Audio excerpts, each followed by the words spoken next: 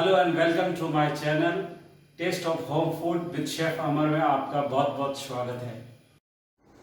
आज मैं आपके साथ चाट बनाने वाली चटनी की रेसिपी शेयर करने जा रहा हूँ।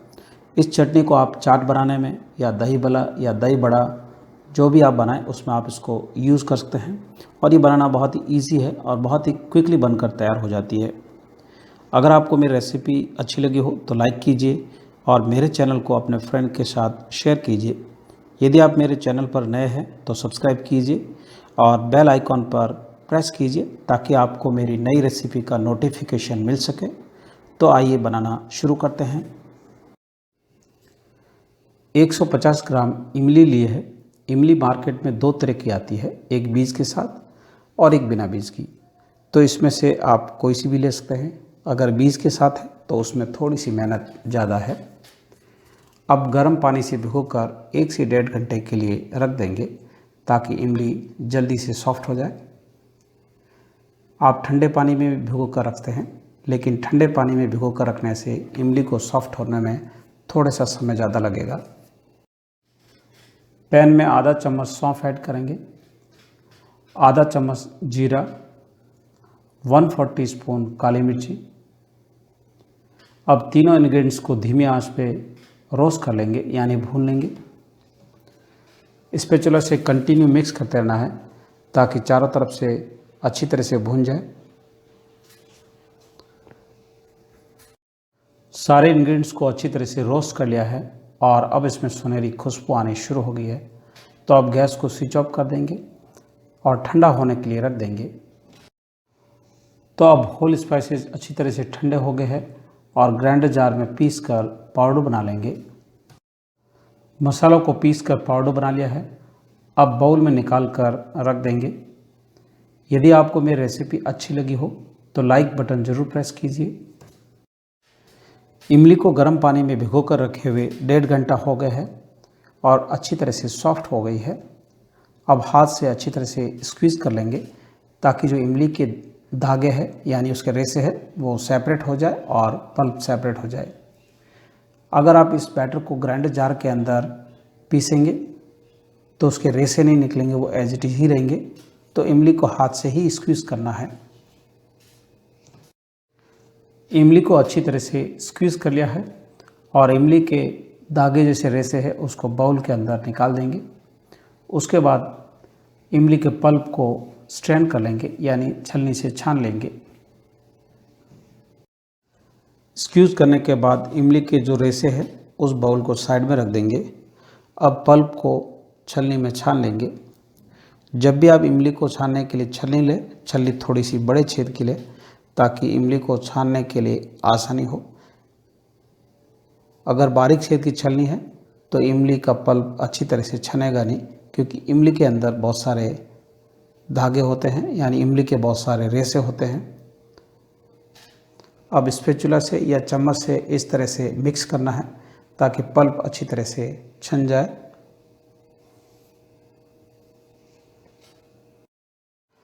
तो इमली को अच्छी तरह से छान लिया है। अब जो बचे हुए इमली के रेसे हैं उसको फेंकेंगे नहीं, दोबारा से थोड़ा पानी डाल के छानेंगे। इमली को छानने के बाद जो रेसे बच गए थे उसमें थोड़ा सा और पानी ऐड किया है और हाथ से अच्छी तरह से स्क्वीज़ कर लिया है। अब छलनी में छान लेंगे। इमली को छानने के लिए जितना हो सके कम से कम पानी का यूज़ कीजिए। अगर जितना ज़्यादा पानी यूज़ करेंगे तो इमली की क्वांटिटी इतनी ज़्यादा होगी और जब हम इमली को पकाएंगे तब समय भी ज़्यादा लगेगा और इमली की चटनी जब बनकर तैयार होगी तो वो कड़वी बनेगी। अब जो बचा हुआ पल्प है इसको हम डिस्कार्ड कर लेंगे। इमली के पल्प को छान लिया है। अब चटनी बनाने का प्रोसेस शुरू करेंगे। कढ़ाई में 1 टेबलस्पून ऑयल ऐड करेंगे। ऑयल को एक बार गर्म होने देंगे। जैसे ही ऑयल थोड़ा सा गर्म हो जाए उसके बाद गैस फ्लेम को लो कर देंगे। ऑयल अब गर्म हो गया है। अब इसमें पिंच ऑफ हींग ऐड करेंगे। थोड़ा सा पानी ऐड कर लेंगे। अब इसमें 50 ग्राम छोटे छोटे पीस में किया हुआ खजूर ऐड करेंगे। 150 ग्राम गुड़ ऐड करेंगे। उसके बाद लो गैस फ्लेम पे गुड़ और खजूर को मेल्ट होने देंगे। इमली का पानी डालने से पहले मेल्ट करना है ताकि खजूर जल्दी से मेल्ट हो जाए। अगर बाद में डालेंगे तो थोड़ा सा समय लगेगा। स्पैचुला या चम्मच से कंटिन्यू मिक्स करते रहना है जब तक गुड़ अच्छी तरह से घुल नहीं जाए। अगर इमली की चटनी जल्दी बनानी है तो खजूर को गर्म पानी के अंदर भिगो कर रख लीजिए ताकि जल्दी से सॉफ्ट हो जाए, या खजूर के बीज निकालने के बाद ग्राइंडर जार के अंदर पीस कर पेस्ट बना लीजिए और उस पेस्ट को ऐड कर लीजिए जिससे चटनी जल्दी से बन जाए। खजूर चटनी में डालने से इमली की चटनी बहुत ही स्वादिष्ट और टेस्टी बनती है। इमली का पानी डालने से पहले गुड़ और खजूर को मेल्ट करना है ताकि कम समय के अंदर चटनी बनकर तैयार हो जाती है।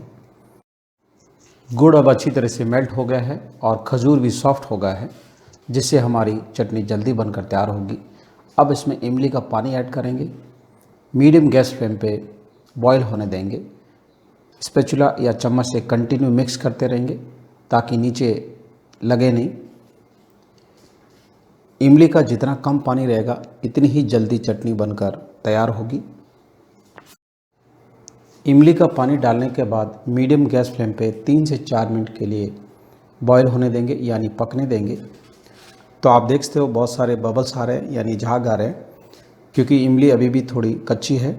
जैसे ही इमली अच्छी तरह से पक जाएगी तब चटनी के ऊपर से झाग यानी बबल्स होने बिल्कुल बंद हो जाएंगे। तो आपको ये मेरी रेसिपी कैसी लगी मुझे कमेंट लिखकर ज़रूर बताएं। तो इमली की चटनी को पकाते हुए 2 से 3 मिनट हो गए। अब आप देख सकते हो पानी उसमें से उड़ गया है यानी रिड्यूस भी हो गया है और उसमें झाग आने भी बंद हो गए हैं। अब इसमें जो पिसा हुआ मसाला वो ऐड करेंगे। 1/4 टीस्पून ब्लैक सॉल्ट यानी काला नमक ऐड करेंगे। Pinch of normal salt add करेंगे। सॉल्ट आप अपने हिसाब से एडजस्ट कर सकते हैं। पिंच ऑफ गरम मसाला ऐड करेंगे। 1 spoon red chilli powder add करेंगे। अगर आपको कम स्पाइसी पसंद है तो चिली थोड़ा सा कम कर लीजिए। अब इसमें 1/4 टीस्पून ड्राई जिंजर यानी सौंठ ऐड करेंगे। सारे इंग्रेडिएंट्स को अच्छी तरह से मिक्स कर लेंगे। धीमी आंच पे 2 से 3 मिनट के लिए पकने देंगे। तो अब हमारी खट्टी मीठी चाट के लिए इमली की चटनी बनकर तैयार है। अब गैस को स्विच ऑफ कर देंगे। उसके बाद स्टनर से यानी छलनी से छान देंगे ताकि खजूर के थोड़े बहुत जो छिलके हैं वो निकल जाए। जैसे ही चटनी थोड़ी सी ठंडी होगी, थोड़ी और थिक होगी, चटनी को फ्रीज के अंदर 10 से 15 दिन के लिए स्टोर कर सकते हैं। जब भी आपका चाट बनाने का मन करे तो आप इस चटनी का यूज़ कर सकते हैं। आप देख सकते हो बहुत ही बढ़िया कलर आया है। यदि आपको मेरी रेसिपी अच्छी लगी हो तो लाइक बटन ज़रूर प्रेस कीजिए। तो मेरा वीडियो देखने के लिए धन्यवाद। धनिया की चटनी बनाने के लिए 1 बंच फ्रेश धनिया लिया है यानी करीब 200 ग्राम धनिया है और अब इसको नॉर्मल पानी से अच्छी तरह से वॉश कर लेंगे। धनिया को नॉर्मल पानी में 5 से 6 बार अच्छी तरह से वॉश कर लिया है यानी अच्छी तरह से धो दिया है। धनिया के अंदर बहुत सारी मिट्टी आती है तो उसको प्रॉपर्ली वॉश करना बहुत ज़रूरी है।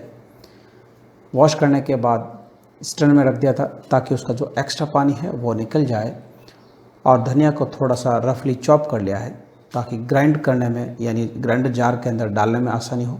आप चॉप करके भी ग्राइंड कर सकते हैं और धनिया को बिना चॉप करके भी आप यूज़ कर सकते हैं। 3 रफली कटी हुई हरी मिर्ची ऐड करेंगे। 1 इंच रफली कटी हुई अदरक ऐड करेंगे। 8 से 10 गार्लिक क्लोव्स यानी लहसुन की कलियां। अब इसमें रफली कटा हुआ हरा धनिया ऐड करेंगे। आप धनिया की चटनी को एक ही साथ पीस सकते हैं। मेरा ग्राइंडर जार थोड़ा छोटा है तो इसको मैं 2 बार में पीसूंगा। आधा टीस्पून रॉक सॉल्ट यानी काला नमक। थोड़ा सा नॉर्मल सॉल्ट ऐड कर लेंगे। सॉल्ट आप अपने टेस्ट के अनुसार कम या ज़्यादा कर सकते हैं। अब इसमें आधा teaspoon roasted cumin seeds powder यानी जीरा पाउडर ऐड करेंगे। आधा कटोरी खट्टा दही लिया है। आप दही की जगह लेमन जूस का भी यूज़ कर सकते हैं, लेकिन दही से धनिया की चटनी ग्रीन रहेगी। अब ग्राइंडर जार में पीस कर फाइन पेस्ट बना लेंगे। सारे इंग्रेडिएंट्स को ग्राइंडर जार में पीस कर फाइन प्यूरी बना ली है। अब इस चटनी को बाउल में निकाल देंगे। जो बचे हुए इंग्रेडिएंट्स हैं उनको इसी जार के अंदर पीस कर प्यूरी बना लेंगे, यानी चटनी बना लेंगे। सारे इंग्रेडिएंट्स को पीस कर बाउल के अंदर ऐड कर लिया है। अब स्पून से अच्छी तरह से मिक्स कर लेंगे ताकि सारे इंग्रेडिएंट्स अच्छी तरह से मिक्स हो जाए, क्योंकि हम इस चटनी को 2 बार पीसा है। तो अब हमारे चाट के लिए धनिया की चटनी बनकर तैयार है। तो आपको ये मेरी रेसिपी कैसी लगी मुझे कमेंट लिखकर ज़रूर बताइए। मेरा वीडियो देखने के लिए धन्यवाद। तो फिर मिलते हैं नेक्स्ट रेसिपी के साथ। Thanks for watching my video. अगर आपको मेरा वीडियो अच्छा लगा हो तो सब्सक्राइब, लाइक एंड शेयर जरूर कीजिए। If you have any comments please write down in comments box.